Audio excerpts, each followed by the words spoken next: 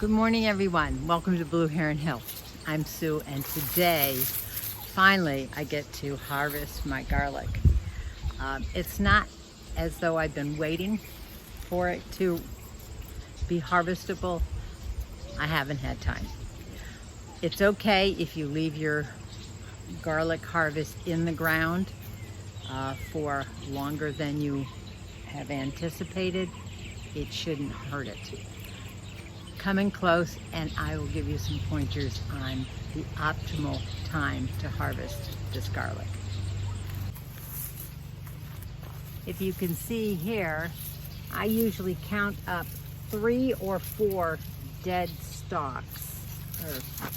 I'll count up 3 or 4 dead leaves. This one has 1, 2, 3, 4. So I could have harvested it a little bit earlier. Most of these are at least on their 4th brown leaf going up. But I'm going to pull these out of the ground today and let's see what kind of garlic heads that I got this year. Now I'm using a tined fork, and you want to stay away, of course, from the bulb. I found that trying to pull them up doesn't always work because the head is buried far in the ground. I have planted these minimum of 4 inches last fall in the ground. So there you go. Just enough to loosen the soil a little bit. And there is a gorgeous head of garlic.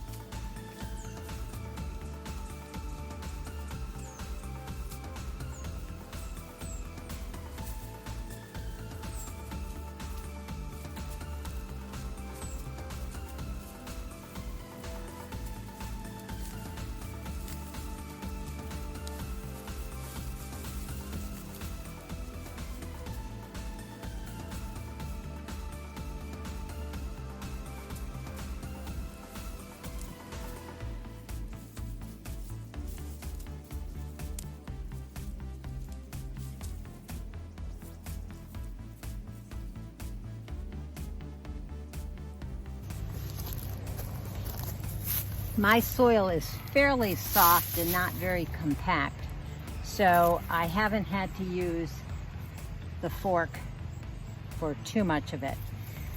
And if that's the case with you, all you have to do is pull it down at an angle to loosen it if your soil is relatively fluffy. If you feel any resistance, you don't want to break off the bulb here, because then in the curing process the bulb will rot.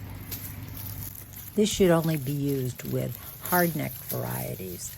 The soft-neck varieties, the stem is very brittle and could easily break off, so those bulbs would need to be dug up individually.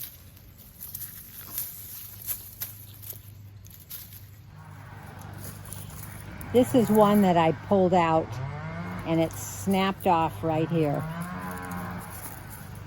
Right there. Some of the cloves are intact. This one popped off.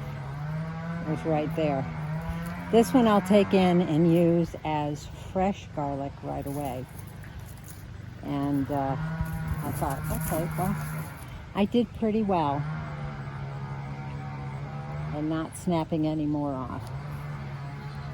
Quite a large harvest here. I have, oh, at least 120 heads of garlic here. And I had the same amount last year, and I didn't go through it all. So I actually dried the garlic and powdered it up, and then we'll be using that as a supplement to the fresh garlic after it cures. So next year, I think the lesson is that I'm not going to plant quite so many. These are all of the hard-necked variety, which means it gave me escape in early June. A wonderful addition to garlic. So you get two different crops out of one planting. But I think maybe I'm going to try some soft-necked varieties and then braid them for gifts probably in the fall next year. So maybe I'll do half and half. I think I have a great crop here. They all look pretty good, pretty substantial in size. I'll take a head like this and I'll save those cloves of this garlic, and I'll use those to plant in early October, end of September, early October for next year's crop. And that's what you do with garlic. So now there is a curing process involved in this, and let me show you what I do to cure my garlic. Now I'm under the back deck of our house, and this is a great area because it doesn't get a lot of sun here, but it does get a nice breeze. And we have to dry this garlic off. We have to make sure all of the greens are dead and the skins on the heads are turning papery. Now I don't wash my dirt off, I just let it dry off. And then in the final stage, we'll knock it all off and we will cut the roots and bundle this for long-term storage.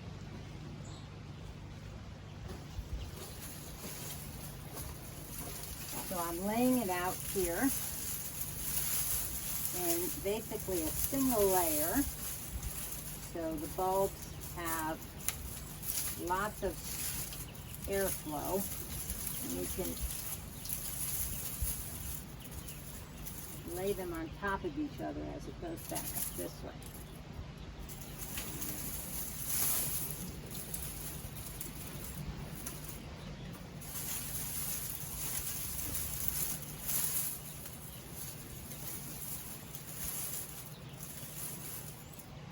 There we are. All the heads of garlic all laid out. There's airflow underneath, there's airflow up above and between. This was an old screen door that lost its screening, and I just put some chicken wire on it, and it served me very well for many years. You can see I have another screen door up there. That is going to be for curing onions. This is my garlic harvest. They will stay here for, I'm guessing, about 2 weeks. Garlic harvest 2023, done. Except it has to cure, and there's not much after that. And already I'm looking forward to planting next year's crop, which will go in my area end of September, early October. If you haven't grown garlic before, give it a shot. You don't really need very much room to get a few heads of garlic. Get a nice 12-inch pot or something like that, stick about 5-6 cloves in it, and let it go and see what you get. Even if you get it from the supermarket and you don't know what variety is, it may surprise you and you may enjoy what you get. This variety, I have no idea what it is. 8-10 years ago, I bought some garlic and I have been using that garlic every year since then. Just save out some large heads that have large cloves that will give me large heads of garlic in the next harvest season. So, what type of garlic do you grow? There's hardneck and there's softneck, of course, and if you have a specific variety that you favor, put it down in the comments, let me know. So until the next time that we can go digging in the dirt, happy gardening. Bye.